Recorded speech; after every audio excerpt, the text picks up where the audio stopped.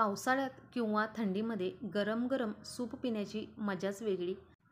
तर बाहेर पडणारा पाऊस आणि गरम गरम हे मंचाव सूप पिण्याची मजाच वेगळी. तर हेच मंचाव सूप बाहेर न जाता घरीच आपण कसं बनवायचं ते बघूया. पण यूट्यूबवर माझा व्हिडिओ जर पहिल्यांदाच बघत असाल तर चॅनेलला नक्की सबस्क्राईब करा. तुम्हाला सूप बघूनच लक्षात आलं असेल की अगदी बाहेर विकत मिळतं सेम तशा पद्धतीचंच हे सूप आपलं झालेलं आहे. चला तर मग पटकन सुरुवात करूया. सुरुवातीला गॅसवर मी कढई गरम करायला ठेवलेली आहे आणि यामध्ये साधारण 1-2 चमचे मी इथं तूप घालून घेणार आहे.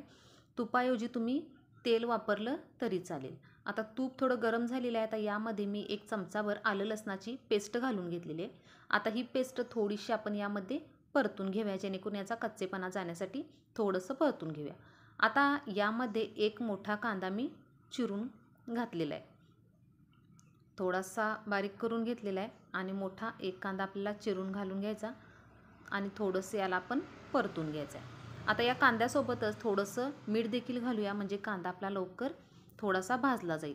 अगदी आपल्याला कांदा ब्राऊन करायचा नाही, थोडासा कच्चाच आपल्याला हा कांदा ठेवून घ्यायचा आहे. आता या कांद्यासोबतच आपल्याला 1 टोमॅटो घालून घ्यायचा आहे.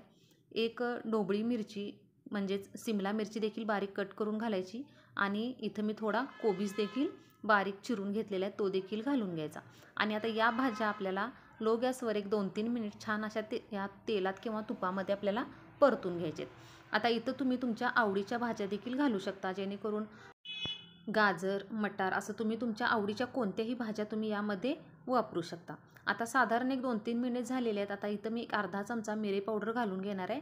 यामुळे टेस्ट छान येते, त्यामुळे अर्धा चमचा मिरे पावडर घालून पुन्हा याला छान असं मिक्स करून घ्यायचं. आता यामध्ये मी ग्रीन चिली सॉस घालून घेणार आहे. तुमच्याकडे हा सॉस नसेल तर तुम्ही हिरवी मिरची यामध्ये घातली तरी चालेल. त्यानंतर रेड चिली सॉस घालून घ्यायचा आणि थोडासा टोमॅटो केचप आणि सोया सॉस घालून घ्यायचं. इथं सगळं प्रमाण हे 2-2 चमचे, म्हणजे तुमच्या आवडीनुसार तुम्ही हे सॉसेस कमी जास्त करू शकता. माझ्याकडे ग्रीन चिली सॉस होता, त्यामुळे मी इथं हिरवी मिरची वापरलेली नाही. तुमच्याकडे सॉस नसेल तर तुम्ही हिरवी मिरची इथे वापरू शकता. आता पुन्हा याला लो गॅसवर 1-2 मिनिट छान असं मिक्स करून घ्यायचं आणि त्यानंतर आता आपल्याला यामध्ये गरजेनुसार पाणी ॲड करून घ्यायचं आहे. इथे मी साधारण 1 लिटर पाणी घालून घेणार आहे. जर तुम्हाला जास्त क्वांटिटी हवी असेल तर तुम्ही जास्त पाणी यामध्ये घालू शकता. इथे मी 1 लिटर पाणी घालून घेतलेलं आहे. आता गॅस फुल्ल करून आपल्याला या पाण्याला छान अशी उकळी काढून घ्यायची. आता उकळी आली की गॅस आपल्याला लो करायचा आहे आणि त्यानंतर वाटीमध्ये मी 1-2 चमचे कॉर्नफ्लॉवर घेतलेलं आहे आणि यामध्ये आता आपल्याला थोडंसं पाणी मिक्स करायचं आहे. मी 1 लिटरसाठी 2 चमचे कॉर्नफ्लॉवर घेतलेलं आहे आणि यामध्ये थोडंसं पाणी घालून आपल्याला याची एकदम अशी स्मूथ अशी पेस्ट बनवून घ्यायची. अगदी म्हणजे याच्या सगळ्या गुठळ्या मोडून घ्यायच्या. अशा पद्धतीने इथं स्मूथ अशी पेस्ट बनवून घ्यायची आणि ही पेस्ट आपल्याला या पाण्यामध्ये घालून घ्यायची. आता गॅस पूर्णपणे आपला लो यावेळी करायचा आणि यामध्ये ही आपल्याला पेस्ट घालून घ्यायची. त्यानंतर 2 ते 3 मिनिट आपल्याला हे शिजवून घ्यायचं आहे, जेणेकरून कॉर्नफ्लॉवरचा कच्चेपणा निघून जाईल.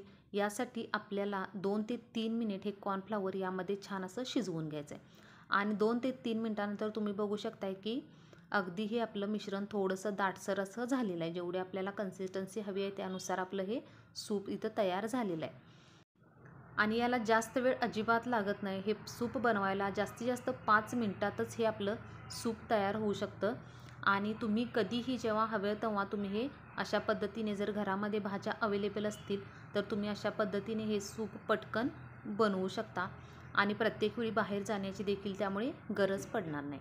तर आता हे सूप आपण एका बाउलमध्ये काढून घेऊया आणि तुम्ही यामध्ये आवडीनुसार नूडल्स घालू शकता. इथं मी नूडल्स वापरलेल्या नाहीत, असंच हे सूप ठेवलेलं आहे. आता फक्त मिठाचं प्रमाण तुम्ही थोडंसं कमी जास्त करू शकता, कारण सॉसेसमध्ये देखील मीठ असतं, त्यामुळे मीठ थोडं बेतानेच घालायचं. तर अशा पद्धतीने हे आपलं मंचाव सूप घरच्या घरी तयार झालेलं आहे. तर तुम्ही देखील अशा पद्धतीने एकदा नक्की मंचाव सूप घरी ट्राय करून बघा. तर तुम्ही बघू शकता दिसायला देखील तेवढंच असं भारी झालेलं आहे. तर व्हिडिओ कसा वाटला हे कमेंट करून सांगा. व्हिडिओ आवडला तर सबस्क्राईब नक्की करा.